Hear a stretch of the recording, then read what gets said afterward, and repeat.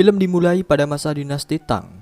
Dimulai sebuah upacara yang dipimpin oleh Perdana Menteri Kekaisaran dan dihadiri oleh kaisar yang tampak sakit-sakitan. Perdana Menteri menjelaskan bahwa upacara diadakan karena ada desas-desus tentang naga raksasa yang menyerang ibu kota.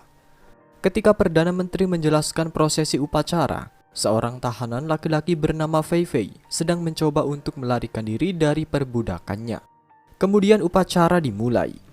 Semua warga berkumpul dan beberapa pejabat kekaisaran berlutut sambil menyentuh kaki patung Buddha raksasa itu. Selama upacara, mereka terlihat sangat khusyuk dan tenang. Tiba-tiba seekor naga raksasa yang mengerikan muncul dari balik patung Buddha sampai semua orang ketakutan. Ketika naga itu hendak menyerang kaisar, salah satu tangan patung Buddha menangkap ekor naga raksasa. Naga itu marah, lalu menyerang patung Buddha raksasa itu hingga hancur. Tetap saja, patung Buddha raksasa itu bisa meregenerasi tubuhnya dengan cepat, sehingga kembali dengan utuh. Naga raksasa itu sangat marah, dan kemudian mengubah ekornya menjadi 8 naga untuk menyerang patung Buddha. Tiba-tiba patung Buddha raksasa itu membuka matanya dan memusnahkan naga raksasa itu dengan mudah.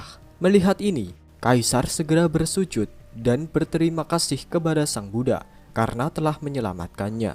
Patung Buddha raksasa ini adalah pemujaan terbesar dari sekte bernama Nipu.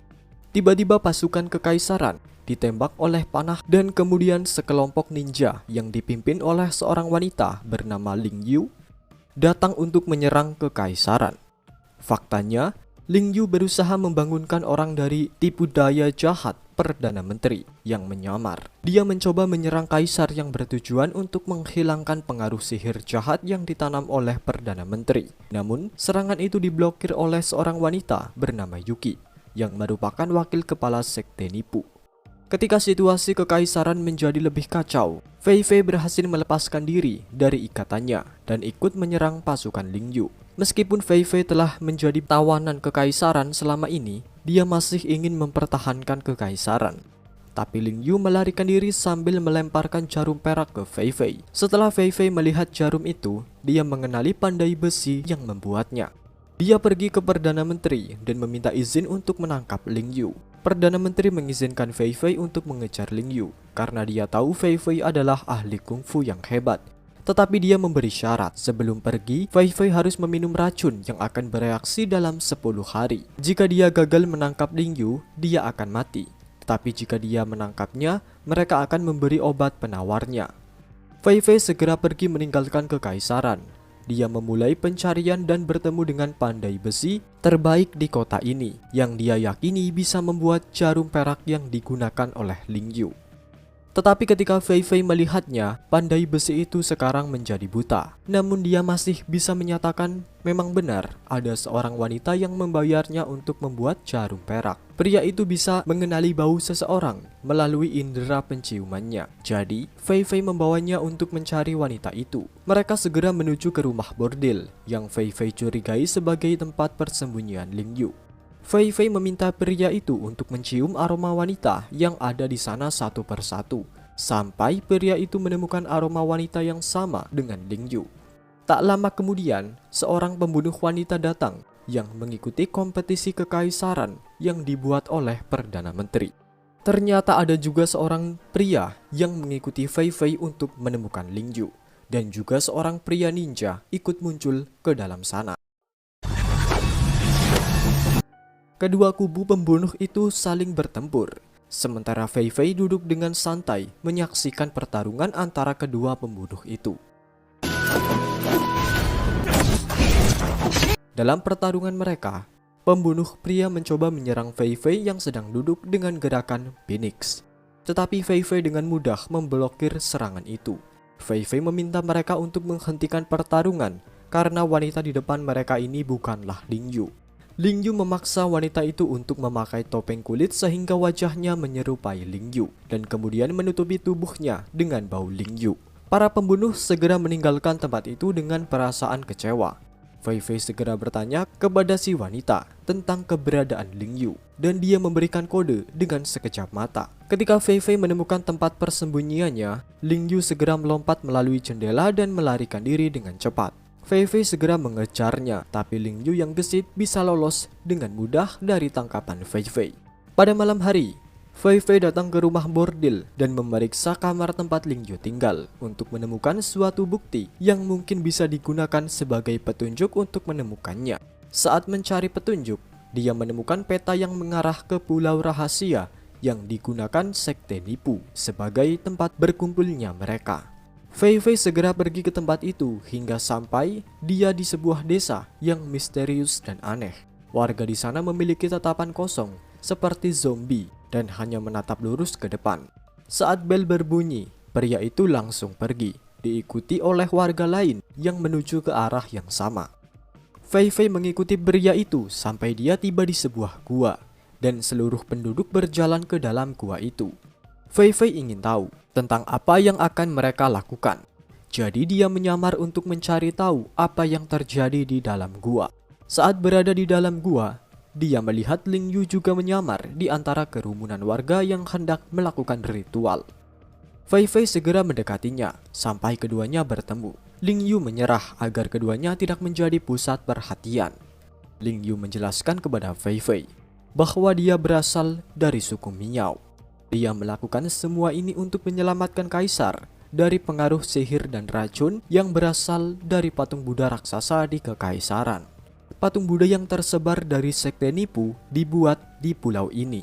Mereka membuat patung itu menggunakan tanah liat beracun, dan racun itu bisa menyerang siapa saja yang menyentuhnya, sehingga pemimpin dengan mudah menipu pikirannya. Kemudian pemimpin sekte yang menyamar sebagai Perdana Menteri muncul, memperlihatkan wajah aslinya di dalam gua.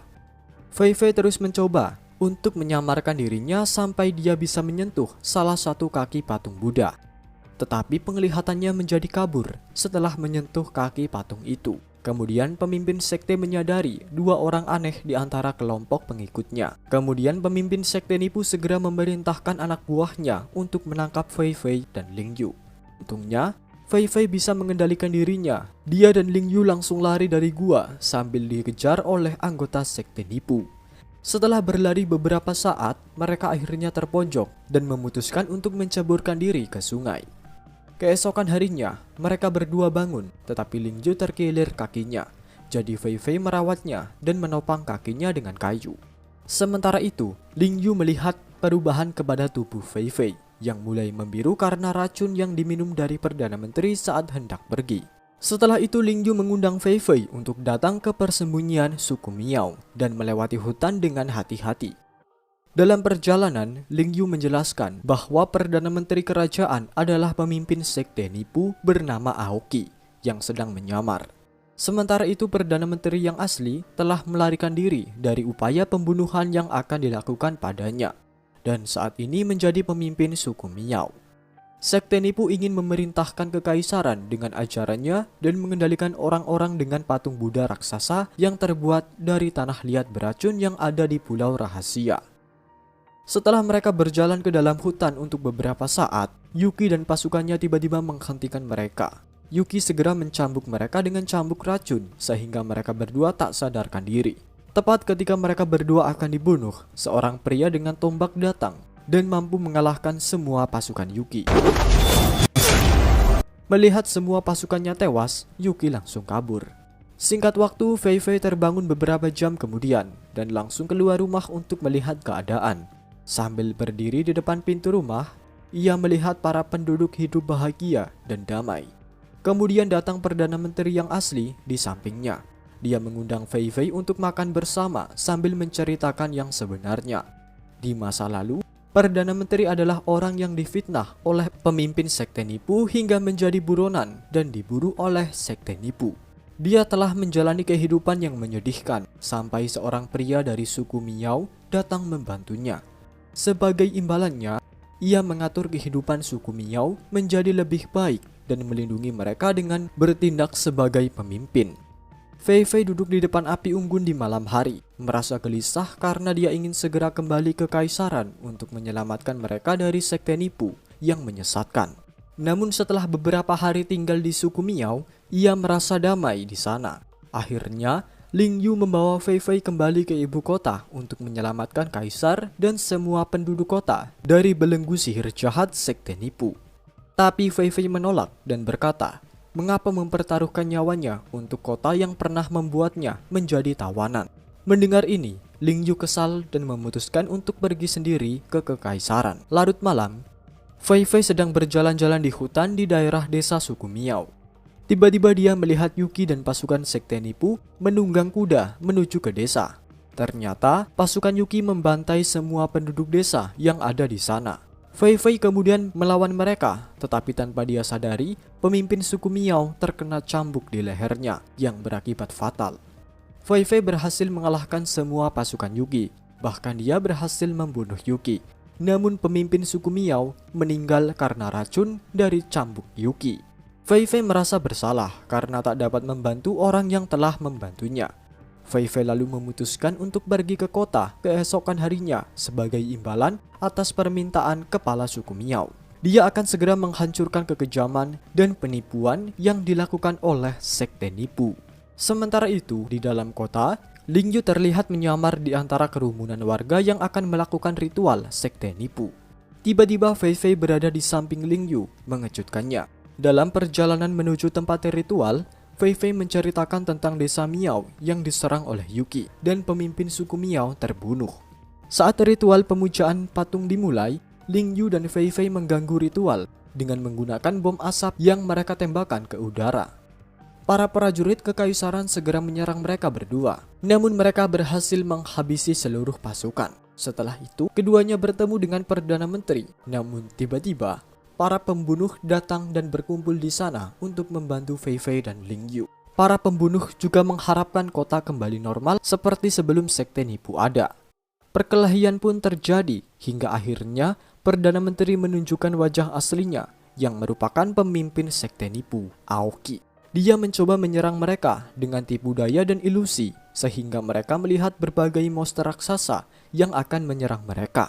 Saat Fei Fei hendak diserang oleh salah satu monster, dia memberanikan diri untuk diam. Seketika itu, pukulan monster itu menembus tubuhnya. Jadi, Fei Fei menyimpulkan semua ini cuma ilusi.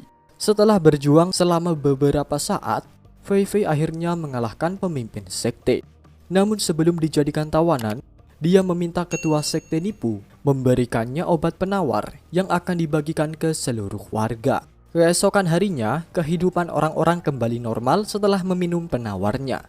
Dan film pun tamat. Pesan moral yang bisa dipetik dari film ini adalah, baik dan buruk terkadang terlihat kabur. Sebelum menentukan siapa yang baik dan jahat, kita harus mencari tahu dulu kebenarannya. Terima kasih sudah menonton dan sampai jumpa.